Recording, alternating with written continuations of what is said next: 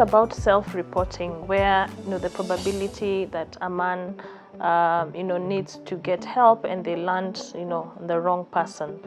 But looking away from self-reporting, if I have a family member, it could be or a friend or a colleague who's male, and I suspect that they may have a mental health condition, what are some of the symptoms or pointers that would make it point towards a likelihood of a mental health condition? From the top of my head, there are things like excessive drinking, too much drinking, and a person maybe was not drinking so much, all of a sudden they are drinking. Reports of maybe absenteeism from work, relationship issues. There are things like maybe violence, extreme violence, and such cases, there are some things that you should take note. Other things are maybe excessive sleep, maybe increased appetite, or in some cases reduced appetite to a point that a person is not eating. Somebody maybe is sleeping too much or not at all.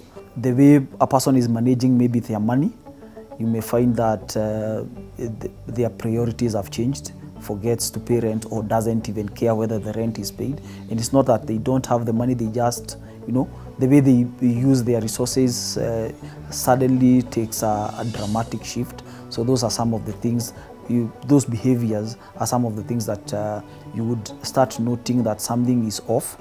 And maybe when you have a sit down or you engage them, the way they respond to such issues would also now lead you to think that there is something that needs a form of intervention. Okay. Yeah. From your own personal experience and also by extension of the community that's around you, what are some of the ways that you've employed to reach out to the men and their families or their colleagues, to bring them closer to talk about mental illness? One of the things that personally I've done, I'm very vocal in my own spaces about my own struggles with the mental health issues, and that has brought out that people are now reaching out, and a person is telling you, I used to feel this way or I'm feeling this way, is there any way you can help? So that is one way. But I have also, there are also so many platforms out there by organizations, by people with their own initiatives. I have a small WhatsApp group for men who are going through various mental health issues.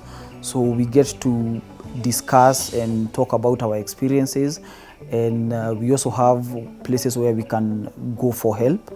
And that is one way we are trying to change the narrative on mental health and to normalize this conversation, because this conversation, in most aspects, people don't see it as a normal conversation. We need to normalize that having a mental health problem is just as the same as when you're going through diabetes. We don't judge people who are going through diabetes or who are hypertensive. We want to know how they are going to have their diet. So why can it be the same for people with mental health issues? But we can only do this if we engage the people who are going through these issues directly. Because the other thing is, you cannot decide what is good for me without having a discussion with me.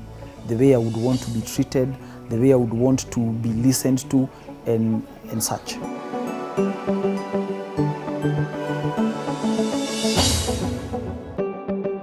Tell me some of the happy stories from your daily engagement with the men through your WhatsApp group and even your advocacy on your Facebook page. I think some of the most interesting things that happen maybe on a daily basis or once in a while is when somebody has reached out to you and they're in a very bad state, and they join the group and they find a community of people who are going through similar issues, and some issues even much worse than they have gone through, and they find some form of social support. And in that social support, they realize that they are not alone. And as they continue to ask for help and to engage with the community members at that level, they find that there is also things like counseling that can be offered by some organizations at very subsidized rates, and they get to have access to such, which they didn't have. And within a few months, or some even within a few weeks, they start expressing very positive thoughts and very positive habits towards recovery and life in general. There's something that goes, men are usually told to man up. And I think people do that when you're going through a crisis and somebody comes and tells you, you know what, Edwin, you need to man up. You know what, you need to man up. And they are not giving you solutions. So I think that should stop. But at the end of the day, everybody who is in a difficult situation, especially for a man, eventually you get to man up. Because if you take a person who is going through depression or who has had suicidal ideation, and that person gets to seek help in form of either going to a rehab or going to a mental health facility, that is manning up. So manning up is not actually bad, but it is in which position are you in to tell somebody to man up. Because if you find somebody who is going through depression and you're telling them to man up and you're not giving them a solution to their problem, then that is wrong. But if you get that person some form of help in terms of counseling, in terms of psychosocial support, now that is actually, you're actually preparing that person to man up and face whatever is going through his mind and whatever challenges that person is facing.